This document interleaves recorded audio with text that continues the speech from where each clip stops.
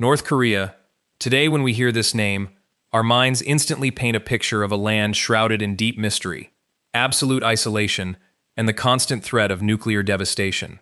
It is a nation locked away from the rest of the world, a place where time seems to stand still under the watchful eyes of a modern dynasty. But if we peel back the layers of contemporary politics and travel deep into the forgotten corridors of time, we discover a shocking truth. Over 2,000 years ago, this very same soil gave birth to one of the most fierce, invincible, and terrifying military empires in the history of East Asia. This was not a nation of isolation, but a colossal empire of conquest, a superpower whose sheer martial strength, legendary archers, and brilliant battle tactics shook the mighty Han dynasty of China to its absolute core. Today, we journey back to the ancient world, crossing forbidden borders to uncover a legendary history buried deep beneath the mountains of North Korea. The glorious and bloody story of the Goguryeo Empire. To truly understand this Iron Empire, we must travel back to where it all began, in the misty valleys of the year 37 BC. According to sacred Korean legends and ancient historical records, the founder of this empire, King Jumong, was no ordinary mortal. He was born of the gods. The ancient texts tell a mystical story. Yuhua, a beautiful royal princess and daughter of the river god, was touched by a brilliant heavenly beam of sunlight. Shortly after this divine encounter, she did not give birth to a child, but instead laid a giant, glowing golden egg. Fearing this unnatural event, the king of the Goguryeo nation ordered the egg to be destroyed. They threw it to the wild beasts, but the animals did not harm it. Instead, they protected the egg with their bodies. Birds warmed it with their wings, and horses shielded it from the cold. Realizing the egg was protected by heaven, the king returned it to Princess Yuhua. From that golden shell broke a miraculous boy. They named him Jumong, an ancient word meaning the master archer. From his very childhood, Jumong displayed supernatural abilities. His eyes possessed an intense, pierce-like focus, and his strength was unmatched. By the age of 7, he was already crafting his own bows and arrows, hitting targets miles away with absolute perfection. But great power breeds deadly jealousy. The 7 princes of the Goguryeo kingdom saw Jumong as a direct threat to their future throne. Driven by envy and fear, they hatched a dark plot to assassinate the young hero. Learning of the conspiracy to take his life, Jumong was forced to make a heart-wrenching decision. With his mother's blessing, he took his legendary bow, mounted his swiftest black horse, and fled into the dark night with only a handful of his most loyal followers. The escape was brutal. The fierce soldiers of Goguryeo, armed with sharp iron spears and riding war horses, pursued Jumong across rugged terrains and dense forests, closing the distance with every passing hour. Just when Jumong thought he might escape, his path was suddenly blocked by a massive, wild, and rushing river known as the Gaemusa. The waters were deep, cold, and completely impassable. Behind him, the thunderous sound of his pursuers' war drums echoed through the trees, their cold steel swords unsheathed and ready for slaughter. In front of him lay certain death in the freezing currents. In that desperate final moment, Jumong did not surrender. He drew his legendary bow, pointed it to the heavens, and cried out to the gods, "I am the son of the sun, and the grandson of the river god. If my destiny is to die here, let the gods witness it. But if I am meant to build a nation, save us." What happened next became one of the greatest legends of East Asia. Miraculously, the waters began to boil. From the dark depths of the rushing river, thousands of fish and turtles rose to the surface, aligning their bodies to form a massive, living, floating bridge. With no time to lose, Jumong and his loyal men rode their horses across this miraculous bridge of scales. The moment their hooves touched the opposite shore, Jumong turned back. As the Goguryeo soldiers charged onto the bridge, the fish and turtles suddenly plunged back into the deep water. The bridge vanished in an instant, swallowing the enemy soldiers and leaving the rest stranded on the other side. Saved by the heavens, Jumong continued his journey until he reached the majestic, mountain-ringed valley of Jolban. It was here, amidst the towering cliffs of modern-day North Korea, that he struck his sword into the earth and founded a new kingdom, Goguryeo.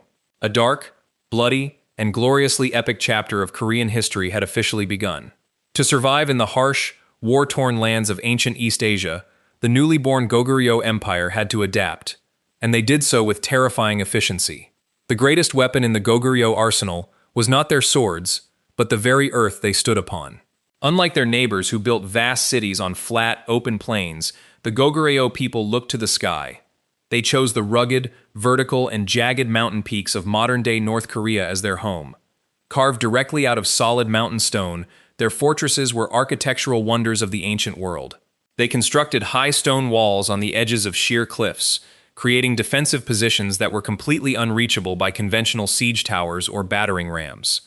These mountain forts, such as Guknae-song and the massive mountain fortress of Hwando, were designed to be completely self-sustaining. Inside their walls, they had natural springs, vast farmlands, and massive granaries that could hold food for years.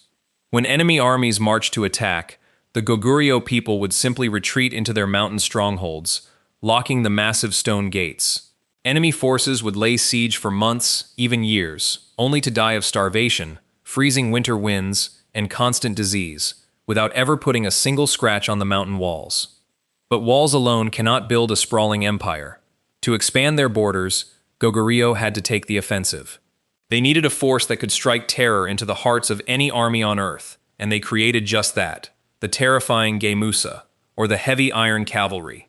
Long before the medieval knights of Europe rode into battle clad in steel plates, the Goguryeo Gaemusa were dominating the battlefields of Asia as the ultimate heavy shock troops. The Gaemusa were a sight of pure horror for their enemies. Both the rider and the horse were entirely covered in meticulously crafted scale iron armor, leaving absolutely no vulnerabilities exposed. The horses wore heavy iron masks with small slits for eyes, and the warriors wore terrifying iron helmets that made them look like monsters rather than men. In battle, these heavily armored horsemen did not simply ride. They charged like a moving wall of solid steel. With heavy, long spears in their hands and masterfully crafted compound bows on their backs, they were unstoppable. They would first rain deadly arrows from a distance, and then, with the force of an iron avalanche, they would crash directly into the enemy lines. The sheer weight of the armored horses would crush men, shields, and spears like dry twigs. When the Gaemusa charged, enemy infantries would panic and scatter, only to be systematically cut down by the relentless iron warriors. As Goguryeo's military power grew, their rapid expansion inevitably caught the attention of the neighboring superpower, Imperial China. For centuries, the Chinese dynasties viewed themselves as the center of the world, and they could not tolerate the rise of a powerful, aggressive military empire right on their northern border. The newly established Chinese Sui dynasty decided that Goguryeo had to be utterly destroyed. In the year 612 AD, the Emperor of China assembled one of the largest invading forces in human history. Historical records state that the Chinese army consisted of over 1 million active combat soldiers, backed by millions of support troops. The marching line of this colossal army stretched for hundreds of miles, a sea of banners, spears, and soldiers, moving with the sole purpose of wiping Goguryeo off the face of the map. But the Chinese emperor underestimated the brilliant strategic minds of the Goguryeo generals. Foremost among them was General Yulji Mundeok, a military mastermind whose name is still spoken with reverence in Korea today. Knowing that his army was vastly outnumbered, General Yulji Mundeok refused to meet the Chinese forces in a direct, open battle. Instead, he used the rugged North Korean terrain to his advantage. He lured a massive Chinese vanguard of 300,000 elite soldiers deep into Goguryeo territory, using hit-and-run tactics to exhaust them, cut off their supply lines, and drain their morale. Starving, exhausted, and constantly harassed by Goguryeo's iron cavalry, the Chinese army finally decided to retreat. But General Yulji Mundeok had already prepared their grave. He directed them toward the Salsu River, where his men had secretly built a massive, temporary wooden dam upstream, holding back millions of tons of rushing water. As the 300,000 Chinese soldiers crowded into the riverbed to cross, the Goguryeo soldiers suddenly broke the dam. A violent, roaring wall of water crashed down the river valley, washing away the terrified soldiers in a chaotic, bloody flood. From the banks, Goguryeo archers rained thousands of deadly arrows upon the survivors. Out of the 300,000 elite Chinese soldiers who entered the valley, only 2,700 survived to flee back to China. This catastrophic defeat completely shattered the Sui dynasty, driving China into a state of chaos and leading to the ultimate collapse of the imperial dynasty. What was the secret source of this relentless, terrifying warrior spirit? How did a relatively small mountain kingdom manage to defeat the largest empire on Earth? The answer lies deep within the spiritual beliefs, culture, and dark mysticism of the Goguryeo people. At the heart of their society was a deep-rooted belief in ancestor worship and shamanism. The Goguryeo people did not fear death. In fact, they embraced it as a glorious transition. They believed that their ancestors, especially the legendary King Jumong, had ascended to the heavens to become powerful gods who actively watched over their descendants on the battlefield. Before marching into any war, the kings, generals, and warriors would gather at sacred shrines located deep within dark mountain caves. There, under the guidance of powerful shamans who danced around massive campfires, they would perform sacred rituals, sacrificing wild animals and drinking blood-red wine. They believed that these rituals would summon the spirits of their warrior ancestors to inhabit their bodies, granting them supernatural strength and making them immune to fear. To die in battle was not seen as a tragedy, but as the ultimate honor, guaranteeing the warrior an instant, glorious place beside the gods in the afterlife. The ancient tomb murals discovered deep within the forbidden territory of North Korea still stand today as silent, eerie witnesses to this dark and fearless warrior culture, depicting spirits, tigers, and armored warriors riding across the sky. Yet, what no external enemy on Earth could accomplish, internal greed and betrayal eventually did. For centuries, Goguryeo stood as an impenetrable shield, successfully repelling dozens of massive Chinese invasions. But by the mid-7th century, the Iron Empire began to rot from within. Following the death of the legendary dictator and general Gaemusa, who had successfully kept the Chinese Tang dynasty at bay, a vicious and bloody civil war for the throne erupted among his three sons. Driven by jealousy, greed, and a thirst for power, one of the sons did the unthinkable. He betrayed his own blood and his nation, forming a secret alliance with the Chinese Tang dynasty. This internal division was the fatal blow that Goguryeo could not survive. Weakened by years of brutal civil war, their mountain fortresses left unguarded, and their legendary Gaemusa cavalry turned against one another, the Iron Empire finally began to crumble. Seizing this golden opportunity, the allied forces of the Chinese Tang dynasty and the southern Korean kingdom of Silla launched a massive, coordinated invasion. In the year 668 AD, after a long and agonizing siege, the final, glorious capital of Pyongyang was captured, looted, and burned to the ground. The great Goguryeo Empire, which had dominated East Asia for over 700 years, had finally fallen. But empires may fall, and kingdoms may turn to dust, but the indomitable spirit of their warriors can never be erased from the pages of history. The legacy of Goguryeo was so powerful that it permanently shaped the identity of the entire Korean peninsula.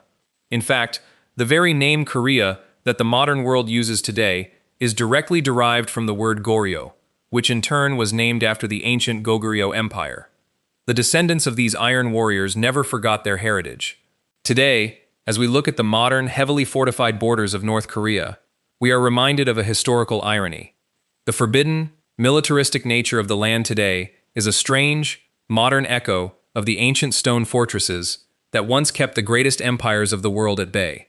Buried deep beneath the mountains, valleys, and rivers of North Korea lies the ancient, silent glory of these legendary iron warriors. Their stories of divine births, magical rivers, and unstoppable steel cavalries serve as a timeless reminder to the world that true legends never truly die. They live on, carved forever into the very stone of human history.